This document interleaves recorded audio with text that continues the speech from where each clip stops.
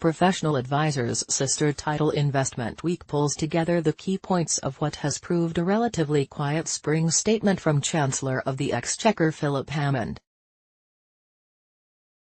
Chancellor Philip Hammond said it is vital that the UK remains an open and competitive place to do business. As such, he announced that following a consultation later this year the government will legislate to ensure that the UK can maintain world-leading financial services regulatory standards following Brexit, to remain open to international markets and realise new trading opportunities.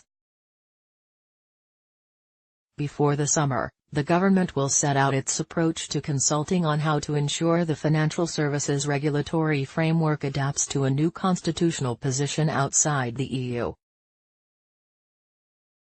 The sound of silence, Hammond quiet on pensions in spring statement. This includes the need to ensure financial stability is delivered through an effective regulatory framework, with the responsiveness necessary for a dynamic and open financial services sector and an appropriate level of democratic accountability.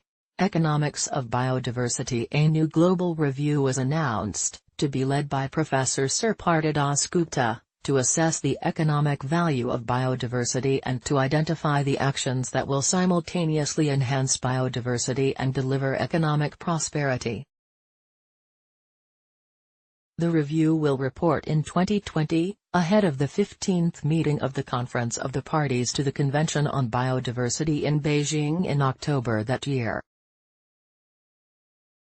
Infrastructure Finance Review consultation launched later this year. The government will publish the first National Infrastructure Strategy, responding to the National Infrastructure Commission's (NIC) National Infrastructure Assessment. The strategy will set out how to embrace new technologies, decarbonize the economy and create infrastructure fit for the 21st century. When the UK leaves the European Union, it will also leave the European Investment Bank, a long-term investor in UK infrastructure. The role of the private sector is therefore increasingly important, and the government hopes to encourage further private investment in infrastructure. Of the projected £600 billion infrastructure investment pipeline for the next 10 years, half is forecast to come from the private sector. This review will inform both the 2019 spending review and the National Infrastructure Strategy. The consultation will close on June 5, 2019. UK economy. UK gross domestic product, GDP, is set to grow by 1.2% in 2019, less than the 1.3% forecast in the 2018 autumn budget, but the economy will expand over each of the next 5 years. The UK economy is set to grow by 1.4% in 2020 and by 1.6% in the following 3 years, according to the Office for Budget Responsibility, OBR, although this year's growth forecast was reduced to 1.2%. Spring statement. OBR revises down 2019 growth forecast. Meanwhile, the OBR predicted borrowing is set to fall to £13.5 billion in 2023, from £29.4 billion this year, well below the previous forecast of £19.8 billion in 2023. As a percentage of GDP, debt peaked at 83.3% in 2018-19 and is expected to fall to 82.2% in 2019-20, then 79%, 74.9%, 74%, and finally 73% in 2022-23. However, the OBR report noted that the government's stated fiscal objective is to balance the budget by 2025-26, but its past forecast performance suggests it now has a 40% chance of doing so by the end of our forecast in 2023-24. Inflation is currently at 3%, but the OBR said it expects the figure to fall back to the Bank of England's target of 2% over the next 12 months.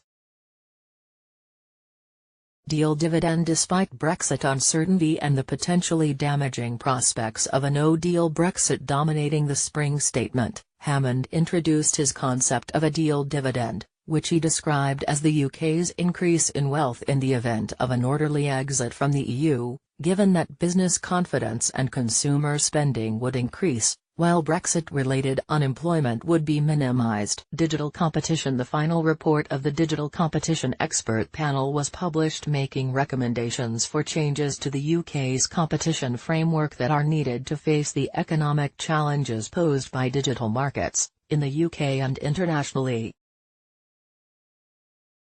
The panel recommended the establishment of a digital markets unit to support greater competition and consumer choice in digital markets that could develop a code of competitive conduct, enable greater personal data mobility and systems with open standards and advanced data openness.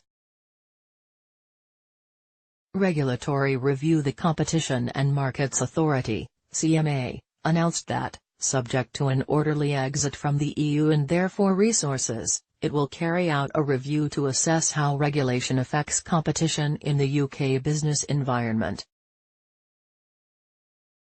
Venture and growth capital. In terms of access to finance following Brexit, the government said it stands ready to deliver its commitment in all circumstances to provide additional funding to the British Business Bank for venture and growth capital, as we leave the European Union and our relationship with the European Investment Fund changes.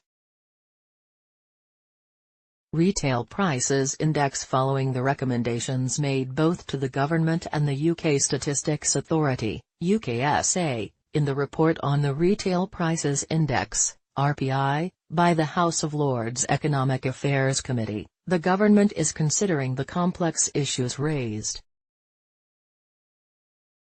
The government is discussing the relevant issues with the UKSA and will respond to the committee's report in April.